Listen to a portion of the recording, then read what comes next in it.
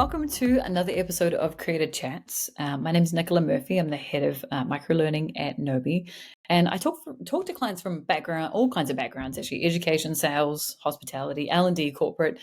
And my favorite thing to do is in my conversations with these clients is to find gaps or areas that they're wanting to grow in. And I don't necessarily have all of the knowledge to all of these areas, but I love finding and bringing in the experts who do, so that actually I selfishly get to learn, but then you listeners get to also benefit as well. So in this case, I brought in Robert Feeney, who, oh my gosh, you are in for a treat. This guy is absolutely amazing. He is the Chief Vision Officer of Knowledge as a Service, and we bumped into each other on LinkedIn once upon a time, didn't we? Yeah. And had absolutely fantastic conversations. And one of those ones where you have so many things in common, you keep riffing off each other for ages and realize time is flown. It was that. That's right. So I'm going to let you introduce yourself and tell us what Ringarang is. That sounds fascinating. And then we'll dive into where we're heading today. Well, Knowledge as a Service, the company that I run, it's committed to turning knowledge into habits. And so Ringarang, as you mentioned, that's the software platform that we use. It's a software as a service platform that really serves as a habit formation technology. Sometimes we categorize it as a behavioral technology, to be just categorical about it. Because the difference we're trying to make in turning knowledge into habits is to stop knowledge from dying the moment someone finishes consuming it. Yeah. And that's kind of how our brains work, right? They just sort out knowledge. So Ringarang uses advertising techniques and then adds onto it learning science to engage people by the drip until there's enough familiarity created that they can actually start trying stuff out. And if it fits, they wear it. Now you got behavior change. Oh, so good. And if I wanted to introduce you a different way, this is how I would do it. I would say actor turned advertising, turned content creator, turned microlearning, turned learning behavioral specialist. Would that be right? That's apt. I was speaking on a panel the other day. It was funny, and the moderator knew that I was from Hollywood, and no one else in the audience did. I was talking about technology and entrepreneurship, and he outed me. He says, and Robert was in Newsies, which was this Disney movie of like 1992. And then I saw six people dove to their phones like this, and they Googled me. And one of them shouted out, "And Weird Science," and I was like, "Oh my goodness!" So it was like 15 minutes. Yes, it absolutely is. I have so many questions to ask about that, but actually, the conversation we're going to get into today is around. We could label it the 5 barriers to performance, and could you dive a little deeper into what that actually means, and we'll get going from there. Yeah, I mean, 5 barriers. Why I call them barriers to performance is that there isn't a desire to have them there. They show up as obstacles, right? And especially with large scale organizations, this is applicable because the larger they are, you're talking about organizations that are brands we all know. They also bring on the highest credentialed or the most successful leaders. And they're paid a really fine salary to get in there and lead that. It's like taking this giant aircraft carrier and trying to get it somewhere. But the problem is when they get that large, they end up producing barriers to performance, and they can become invisible. So I thought, let's shine a light on them, because I know those organizations, from the leaders to staff all the way down, want to be trailblazers.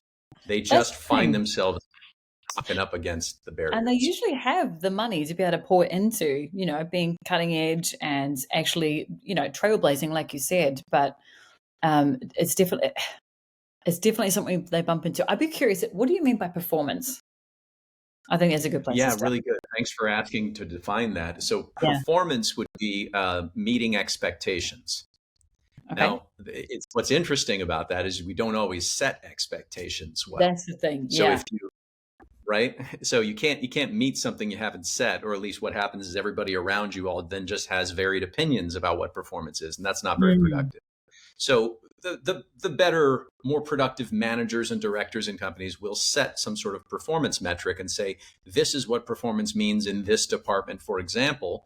And then they expect.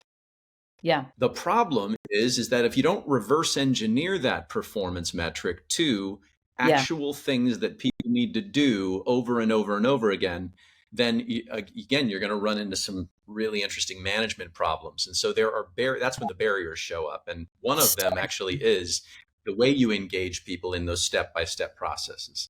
Can you give me a few more practical examples of performance? You talked about performance and metrics specifically, because I think we shoot ourselves in the foot. We have millions, we pour it into, I don't know, getting content out there, for instance, and trainings and things like that. But we don't actually, I heard you say meeting expectations, but what are the tangible examples of performance metrics have you come across? Intent there. Learner engagement. Yeah, right. Exactly. Well, actually, interestingly, learner engagement, I wouldn't usually call that a performance metric, but it's a critical component to getting to performance.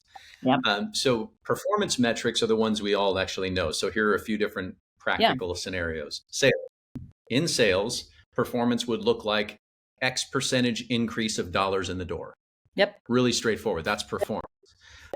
In compliances, compliances would be reduction of incidents that are non-compliant. Yep. That's a performance metric. These are the metrics that matter to the organization, and they're absolutely quantifiable. Change programs, right? Yeah, there we go. So no, you're good. You're ahead of my game there. Okay, so change programs, change management, if you have to put in a new culture, or let's say you're doing something really tangible, like implementing a new system, a new technology system in an organization, and in lots of different departments, what does performance look like? That each one of those departments that are impacted sets what performance looks like, and that the implementation of the new system hits those. I would say lastly, this one's just for the sake of examples here, this one's the squishy one. But performance around, you were saying engagement, where that can show up a lot of times is culture. So a new leader will come in and will want to implement some new culture. Yeah. And that culture might get, it might boil down to a set of 5 principles, let's say. This is what our company stands for. This is what our enterprise is all about. But then those 5 principles stay on a billboard after a town hall meeting that's kind of put right outside the cafeteria or outside the elevator, and people are walking past it all the time and they're numb to it. But performance would look like there's a metric put to each of those 5, and they're actually hitting it. Yeah, I love that. Yeah, and I think when I'm talking to clients, they often, in the context of creating content, they'll create content, whether it's a training, it's an onboarding, it's something like that, and they don't actually understand the why behind it, other than they've been told to do it. So creating that value for the performance metric and helping them to unpack the why, and getting really, really deep on just why, what does it look like, why, to the point they can articulate the end goal, and then what you're saying, reverse engineering or working their way backwards, is so key. So it might look like retention of information, just adding to your list. It might look like, if you're looking at cultural change, maybe the why is, the reason behind this is, in my onboarding, my staff don't actually know each other when they come onto this massive organization. So success or performance metrics looks like, I don't know, I panned out a survey, and they are way more connected to their team leads, and they know what everybody does on the team versus where they started out. So the clearer those are defined, they're really, that's awesome. I think if I can play devil's advocate before we get into the 5, because it's so fascinating to create, there really is a need for performance metrics when we're looking at this stuff. But what if I've got the person who's like, who cares? Well, I don't know that a who cares person is going to last very long in an organization that has a board that needs to keep them accountable. I mean, if there's a board going, well, last year our stock price was this year our stock price is this, what happened?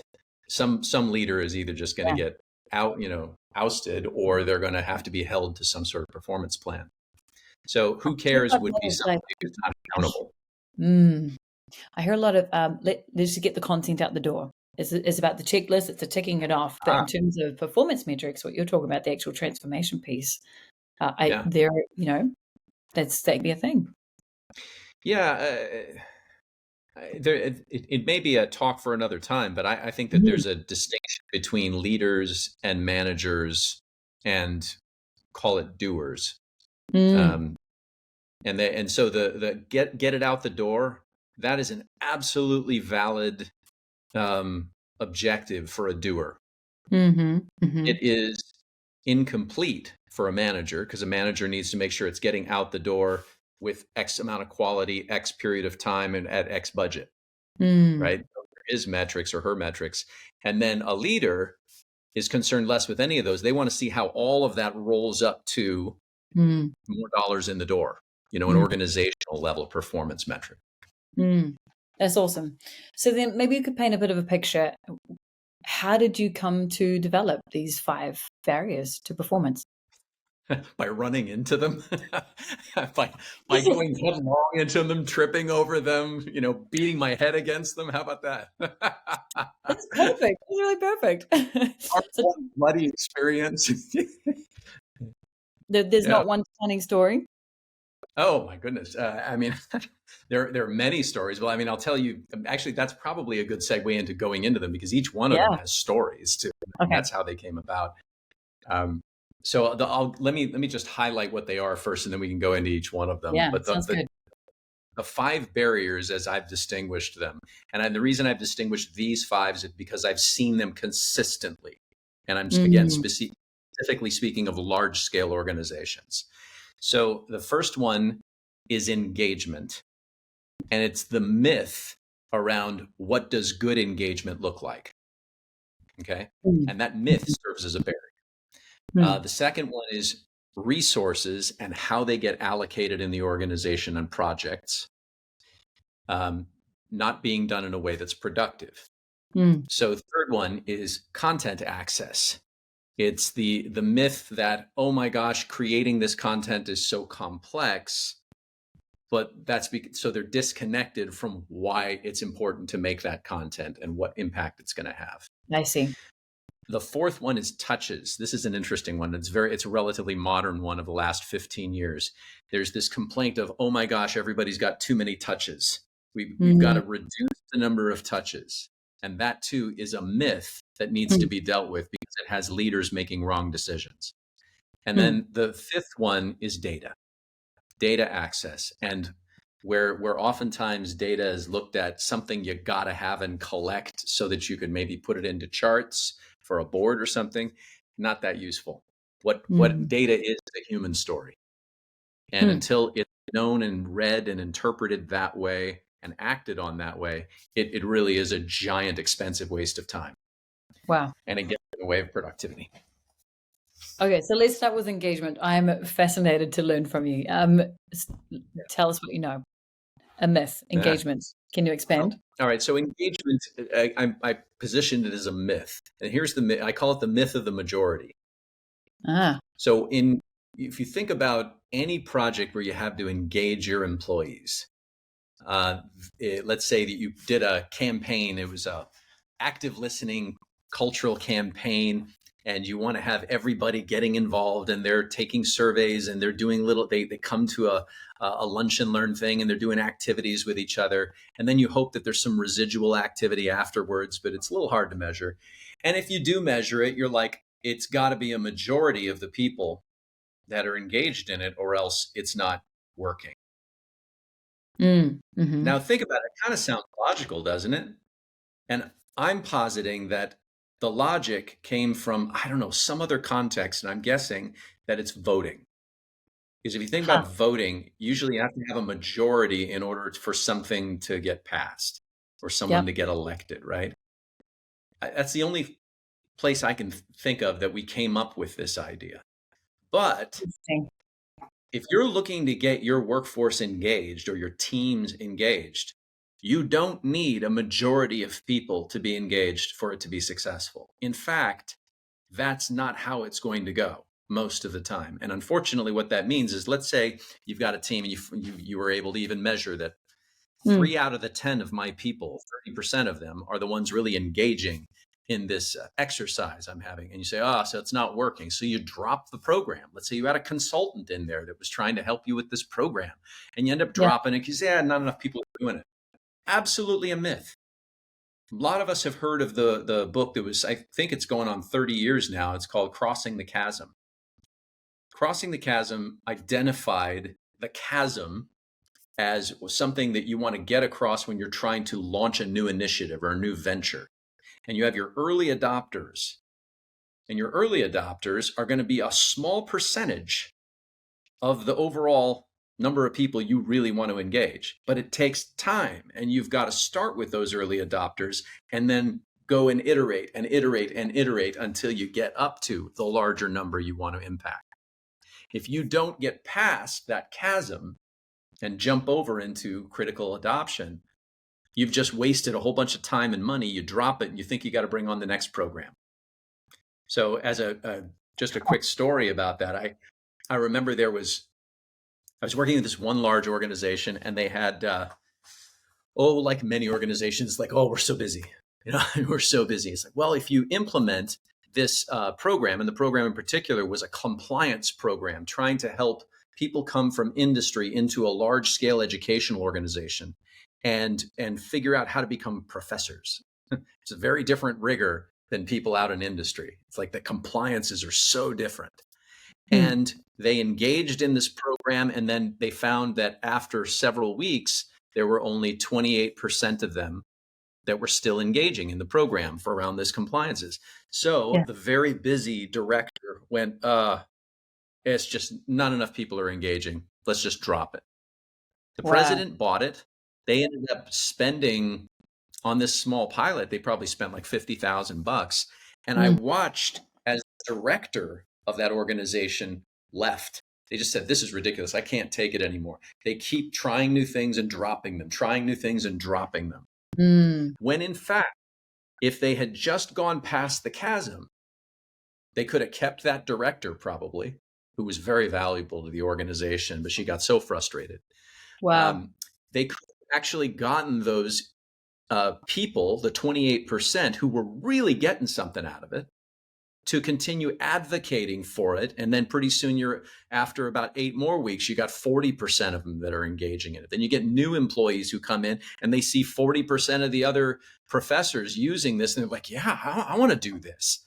That's how it grows. So the myth of engagement of the majority kills so many great programs in large organizations that otherwise could have a great life and be very successful. Wow. Man, that spins it on its head, doesn't it? Yeah, it does. And so there's another one. We all know the Pareto principle, the 80-20 rule, right? That's another way to look at it. If you know that 20% of your people are going to get you 80% of your impacts, don't insist that it has to be 80% of your people engaging in a given program. So this is a leadership thing, in particular, maybe managers as well, but leaders really need to know this. So when they get reports on engagement levels, they don't freak out or they don't make rash decisions. Interesting. So you talked about the early adapters, and then I think you call it the middle. Is it the middle third, middle second, in terms of going after them? You remember? Okay, so yeah, when in my software Ringarang, we have an engagement rubric, or you might call it. We call it our engagement curve. And cool. When people use our habit formation software, we will find after the first week of engaging with it, a third of them will drop off. That's normal. Wow. That's going to happen every time. And then the second third will drop off over time. And that's where we call that the middle third. And then there's a foundational third that is your early adopters, and they'll stick around forever as long as you don't offend them.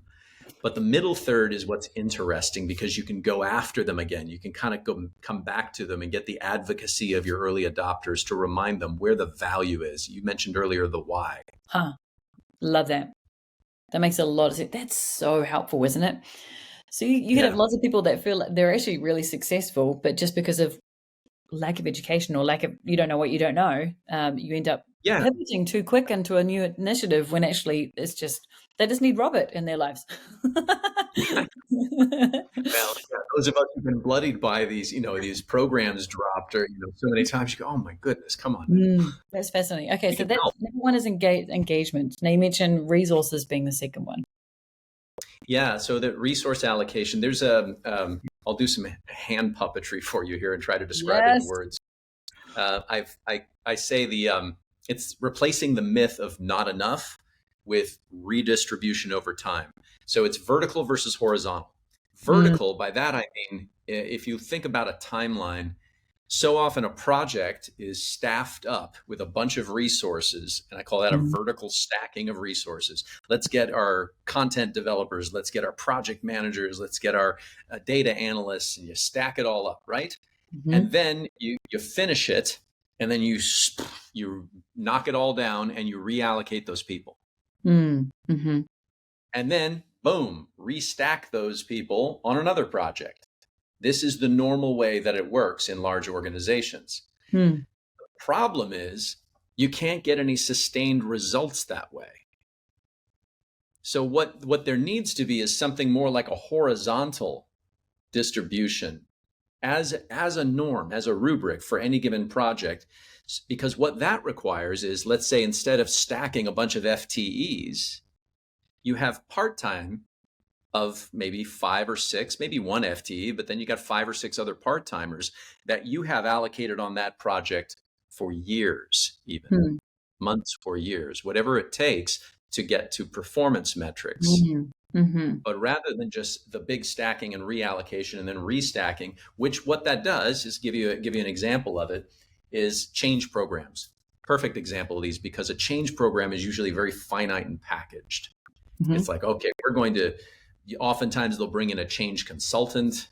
That consultant will say, here's how we're going to implement this new system or new standard operating procedures.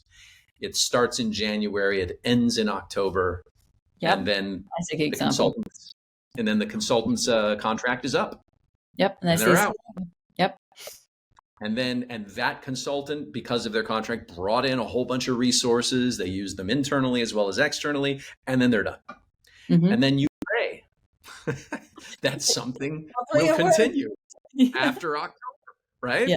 Yeah. And there's no indication, unless they have done an absolutely brilliant job of embedding reinforcement mechanisms in the organization that then are regularly checked and actioned. Yeah. What's going to happen is it will wither away. And in fact, whatever the culture is of that organization is going to win out. If that Mm. culture preferred the previous way of doing things, that change is very unlikely to stick.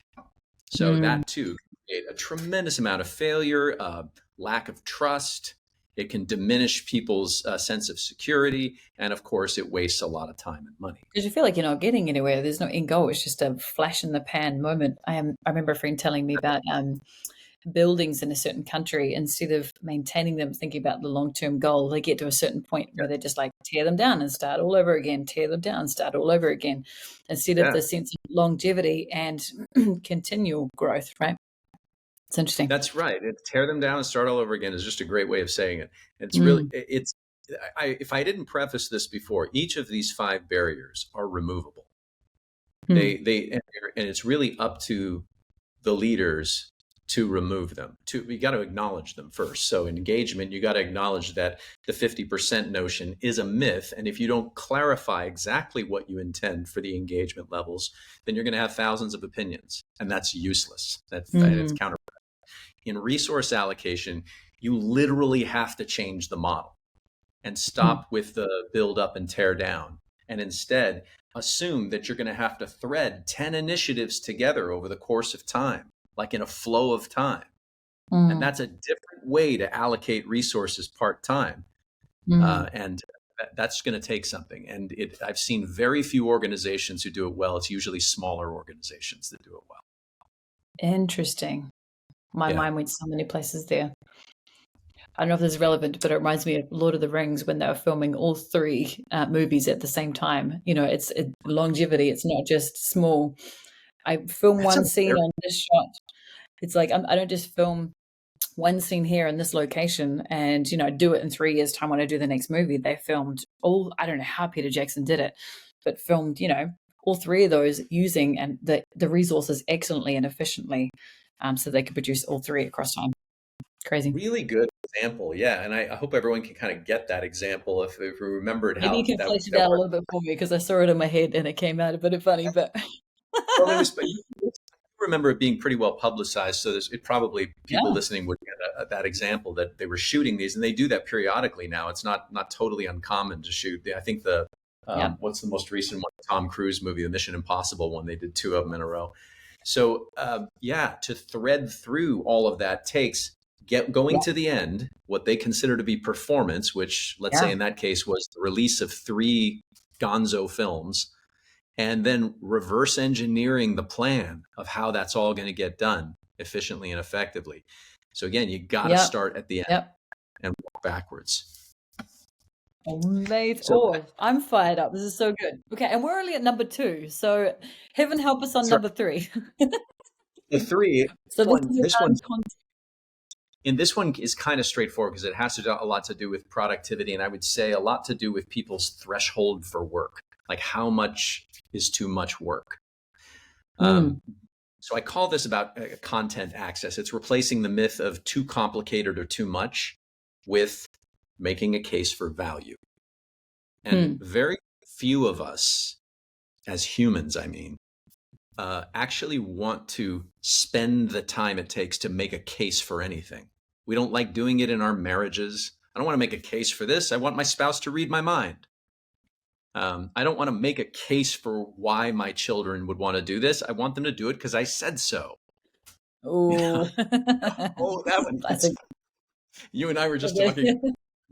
We don't want to do it in our workplaces either, even if it's required. Make a business case for this. It's like, come on. I'm going to tell you what the value is. Take my word for it and let's do it. But what ends up happening is that because of that, because we're day to day making an assessment of whether we feel overwhelmed with work, we're really all about getting the task done or dropped, and not about what's the impact or the value that this is going to have on the other humans when I'm done with it. Yeah. So it falls in the category often, and I know you know this. If you don't have content developed and delivered in a way that people can access it, consume it well, and then take action on it, then you've wasted cycles of people building a bunch of, I don't know, pretty content or comprehensive content that never gets consumed, not in an effective way. Yeah, no, classic. I was just talking to Dr. Corey C. Miller on the subject of Gen Z learners, and that Gen Z learners is really reflective of a lot of us. It's just more highlighted, I guess, with the younger people coming through the workforce. And if they don't have buy-in and they don't understand the reason why they're doing the stuff, they won't do the stuff. They'll find somewhere else, And Right. there's more motivation if I'm buying into, this is purposeful. It's going to impact the community and the people around me, but it's going to benefit me as well personally. Then I'm all in. But don't tell me that I just have to do it to tick it off the list. And the command and control type of structure where, look, I pay your paycheck. This is kind of the voice of that type of a leader. I pay your paycheck, just get it done, and either get it done well or not, and that's going to determine whether you stay with us. That seems really clean and straightforward. It just doesn't work. It doesn't not work. for any length. And you and I both being content creators and leading content creators, we know that anyone who creates content that's worth their salt puts a lot of heart and soul into it. And they really want it to be effective for whoever consumes it. And so seldom do they ever get to be part of the experience of it being consumed and staying with it. Because why? Our second problem of resource allocation. They get reallocated somewhere else. Instead of sticking with consumer experience that's happening with the learning content, for example. So you got to get out of this notion that it's just about tasks, and instead the leader and the manager need to make darn sure that everyone knows why you're building the content, what's the world going to look like, and what are the people going to be like on the other side of consuming that content. That will keep what can sometimes be looked as a complicated project and have it become an effective. And actually move somebody from being just a consumer to an active participant, as in they will help you go further than, there's a difference between I tell you do the stuff, you do the stuff, versus, no, we're in it collaboratively together and it's a learning journey. A team is going to take a company further than what I will be by myself telling you what to do. So huge, so valuable. And we're at number 4. Yeah. Number 4 is the number of touches. This one's what I call the modern one because, we all have our smartphones and 1,000 different ways we get messaged: LinkedIn, Facebook, our DMs, our the advertisings we come across. And we haven't really dropped any of the old ones either. We haven't dropped watching television. We haven't dropped going to the movies. A lot of people still listen to podcasts like radio. So it's all we've been doing is adding touches, and that has a lot of leaders very concerned, and reasonably so. It's like, it seems like I've got a workforce of people who are terribly distracted. And so the natural reaction is, I'm going to put things in place like no cell phones during work hours, because they don't want people getting distracted.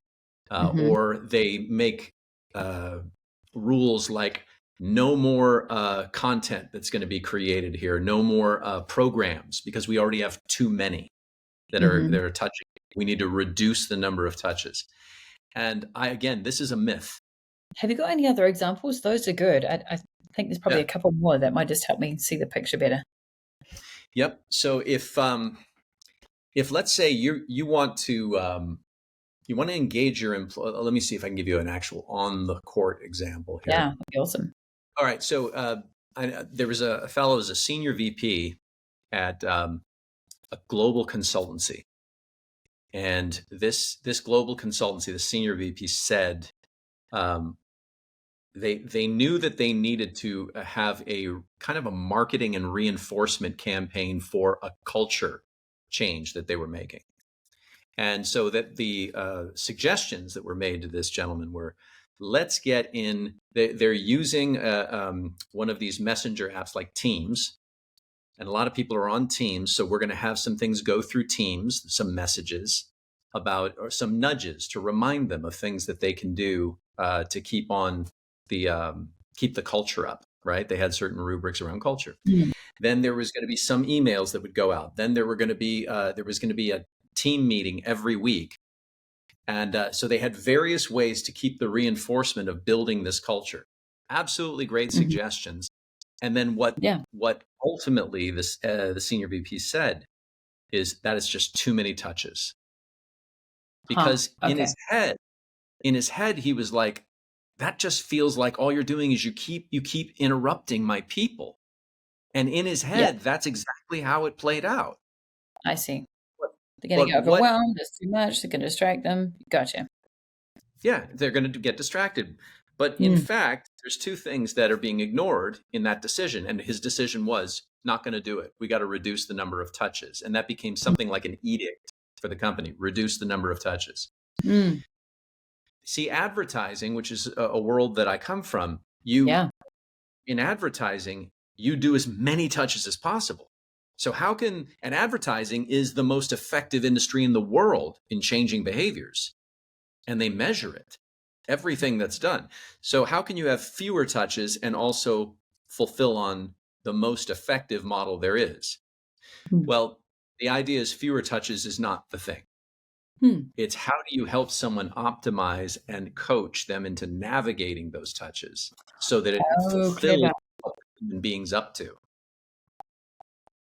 So it becomes teaching them how to fish instead of telling them they can have a fish or taking the fish away.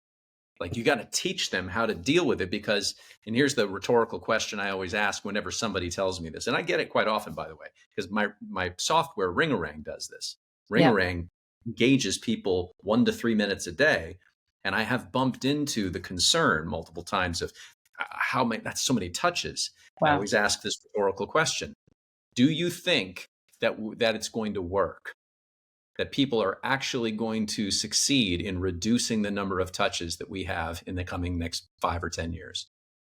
Not one of them can say it's possible. Everyone knows it's going to keep getting busier. Wow. Everyone knows there will be more touches. That's so good. It's here to stay. So it's here to stay. Really good. Don't waste your time as a leader trying to create all these rules that are just going to make people aggravated and try to get them to cheat around you. Instead, teach them how to navigate for their own sanity, their own mental health, and for their productivity. Interesting. Yeah. Any tips in and around those areas that you do give people to help them navigate those touches? Yeah, absolutely. this is going to sound counterintuitive, maybe. Stop beating yourself up about it. What we do, if you think about it, in the quiet of our own head, while we're scrolling through Facebook, is we're doing it in the middle of our business day, and we're agitated because we feel like we shouldn't be doing this right now. We're procrastinating. There's something else we should be doing. Stop beating yourself up about it. That's how your brain works. Your brain wants to decompress sometimes. Sometimes your brain's not ready to take on a task. And you've just got to give yourself a little bit of something else to kind of wash it all out, and then you can reapply your focus. But where we get hung up and unproductive is we have a bunch of self-talk that tells us, I'm doing the wrong thing. And then we just kind of drop everything and go off and have a drink or take a vacation we don't need. Wow. And what you're talking about there is I don't know if our listeners know this, but the difference between the diffuse mode and the focus mode. Are you familiar with that? Very good. So actually, diffuse mode is I actually just need to do nothing for a while, decompress, and the creative juice is actually in that time. That's why they say the best recipe when you're in a busy work day is take 10 minutes out and do absolutely nothing and stare at nature, stare out the window, you know.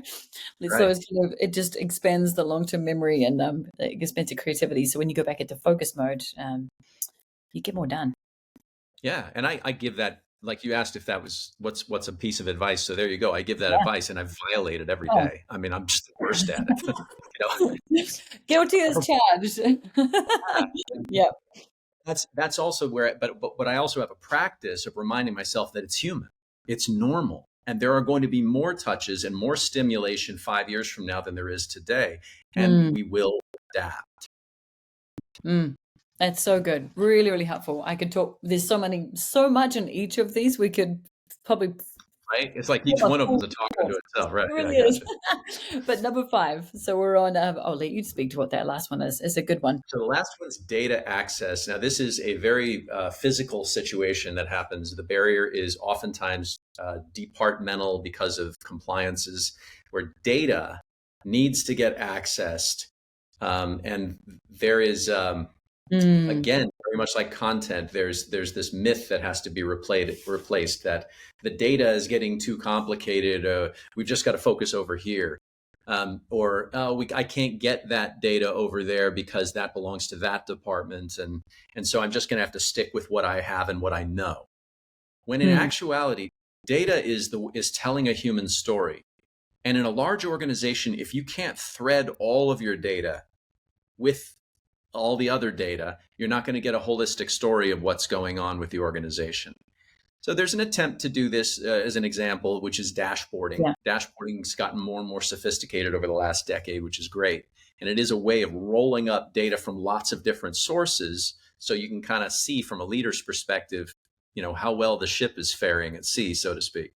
Yeah. But if you get down one layer from those dashboards and one organization wants to innovate and it needs data from another side of the organization, then and there's a barrier there, you're in trouble. So I'll give you an example that's direct to Ringarang this time. So Ringarang is a data capture system. So it's nudging people 1 minute at a time every day, and it's capturing data on what people know or don't know and what they're doing about it. So, but a lot of times what you're doing in the nudges is driving people to resources and seeing if they actually went and did anything about it. So to see to get those resources, you oftentimes have to go to another department, and that becomes content access. But then once you're starting to look at what the data means, you need to be able to put what we're learning in Ringarang up against what's happening in the employee environment. Let's take sales as that example. When they're answering Ringarang questions and engaging, is that changing the daily activity of sales? So I had a problem with one organization where it's like, okay, you bought this and you want our data to be put up against your sales data to prove that we actually drove performance, right? Yes. Okay. Well, we've asked 3 times with your IT group over there if we can please have an API connection here so that you can see that. Oh, yeah, sorry, we've got some compliance issues over there. Okay, I understand. You can kind of guess where the rest of the conversation goes. It gets complicated to get access to the data you need to prove whether or not performance has been achieved. And the reason why those compliance barriers don't get dropped well is because it becomes more like the culture of the silos fighting each other. And the leader doesn't often want to get in and just say, cut it out, go across each other's membranes and let the data flow so that we can have the story we need. And that is absolutely what a leader needs to make an effort to do. I have to do it in my own organization. I have to step in sometimes and say, okay, folks, this is going to happen. Please cause it to happen by this date. Yes, I know you have 6 or 7 problems that you're going to have to solve to get there. Please do so. And if we don't do that when it comes to data access across an organization, leaders are going to continue to wring their hands when they don't know the hidden problems that are happening, and let's say their VP level isn't reporting the bad news to them. They're not seeing the data that they need, right? So you got to break those barriers down. I love it because often the data hangs out with the top dogs, and the people who actually need to know that don't actually get the information to be able to make the change. I love this line that you said too. Let the data flow so we get the story we need. I'm like, yes, that's a one-liner right there. Good job. To get the story we need. Yep, so good. Okay, so have you got a particular, I know we're short on time here, but I'd love to know a particular success story where you've implemented these 5 steps with a client, with an organization, and maybe if you can share the kind of results that you got from applying them or coaching them through those steps. Well, to be quite frank, I've never had an organization that I've worked with that has implemented all 5 of these. I don't even know that it exists. This is the common barriers exist across all organizations. And I mean, if we had a little more time, I might go through examples of each of the 5 where it's been done well, but getting across all 5, that's kind of the reason this came up this year for me, is like, I got to articulate this. And hopefully as we carry these 5 barriers forward in their acknowledgement, 5 or 10 years from now, we can start seeing organizations that say, we've got flow. That's really the aim for all of this, is flow. Let me reframe it then a little bit, because that's a fair point. Is there a particular one of the 5 that you bump up against the most when you're talking to people? That's a really great one. I would say, I'd say the myth around engagement is probably the most pronounced, because data access was the first one that came to my mind when you said that, but I realized data access is a problem that's relatively well acknowledged. And it frustrates people, and so eventually they'll figure it out. But engagement is squishy. It's like, what is engagement? What's good engagement? And yet, I would posit that good engagement is one way of saying good communication, and good communication is foundational to success anywhere. So I really think it's a problem that has to be solved. We got to get the myth abolished. It's got to get totally dissolved that you need to have something like a majority of people engaging in something for it to be good. Rather, we got to get more surgical about it and understand human psychology and how we operate and how we don't, and kind of get that Pareto principle of 80-20 rule back in there in most programs. Frankly, I think even the program developers and deliverers or vendors like myself, when we go into organizations with software, we're the ones who have to carry that message in.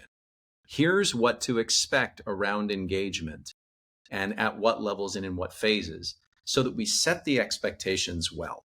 It's not always done well. Right. Thank you. I was going to say that was really good what you said. I'd say one example of what you were talking about then, just then, I imagine would be, I've got a course that's going out to 500 people. 400 of them have started. Therefore, they're all engaged. They're engaged. But actually, if you're breaking that down a bit more surgically, just because they're consuming doesn't mean that they're engaging effectively, right? Yeah, and nor do we need to expect that that's the way it's supposed to go. That's the problem, is the expectation. In fact, of those 500 people, you should expect about 100 of them are really going to get the why of it. Oh, that's really interesting. And that's all you need. Early adapters. Huh. That's right. Those are the early adopters, and that's all you need. Now, I don't mean you forsake the other 400 that are either engaged or not engaged or something in between. It's that you got to expect the 100 and then and figure out iteratively what it takes to bring on the next 100. That's a game changer. That's new information for me. Yeah. I'm so thankful. I think that for a lot of our instructional designers, content creators, that's an absolute game changer, Robert. Thank you so much for sharing that. We're just going to wrap Yeah. up here, but I always end with a ask the expert, as in words of wisdom. One last piece of wisdom that you would share with people who are listening today before we sign off. My mind goes back to the question you asked earlier, is like that we beat ourselves up so much on what we think we're supposed to be doing or not doing well. And a lot of the invisible problems in all organizations, but especially big ones, because it's easier to hide in a big one, is it comes from our self-talk. So I have a word of wisdom. There was a program that I did one time called the Landmark Forum. I did this, 7 years ago now. And it absolutely transformed my way of thinking around self-talk. And suddenly so many things became clear to me. And I was much more forgiving of myself when I would make mistakes or cause problems or worse, create barriers for other people, which as a leader I have created plenty of barriers for people. And, I've frustrated people who would then leave my company because I couldn't vulnerably just look bad in front of them. I figure I had to look good. I had to, try to make things, that was all I meant to do that. And you people just aren't working it out. Things like that. So if you can get forgiving of yourself, then you can iterate faster. And when you bump into a barrier like what we've been distinguishing here, you can kind of quickly dust yourself off and say, okay, I know that there's a solution to this, and start collaborating with other people to cause it to happen patiently. But that's got to silence this a bit. That's what I got out of the forum. That's fantastic. And oh my gosh, so applicable. Really good. Robert, thank you so much for your time. We really appreciate it. Where can people go to find you if they want to learn more? There's ringarang.com. So it's RINGORANG, ringarang. Play on the word boomerang, because that's what we do, is we send out that quick bite of information and it comes back with data. So it's like this boomerang loop. So ringarang.com, and then I'm available on LinkedIn. You can always ping me, and that's one of the best ways to get hold of me. Amazing. Well, thank you so much. And our viewers, we'd be really interested to know, because we're being a little bit innovative on the conversation that we're talking about here. This is the podcast version of the content, but you can also jump into our program and see the living podcast version, which encourages collaboration and some of these performance metrics that we talk about, and engagement, going further than what you could just by passively consuming in a podcast. We'd be interested to see the difference as you discover both of them. Robert, thank you so much for your time. I absolutely love this. I know I've learned an absolute ton. I'm sure our listeners have as well. And we will see everybody next time on Creator Chats. Thanks, everyone.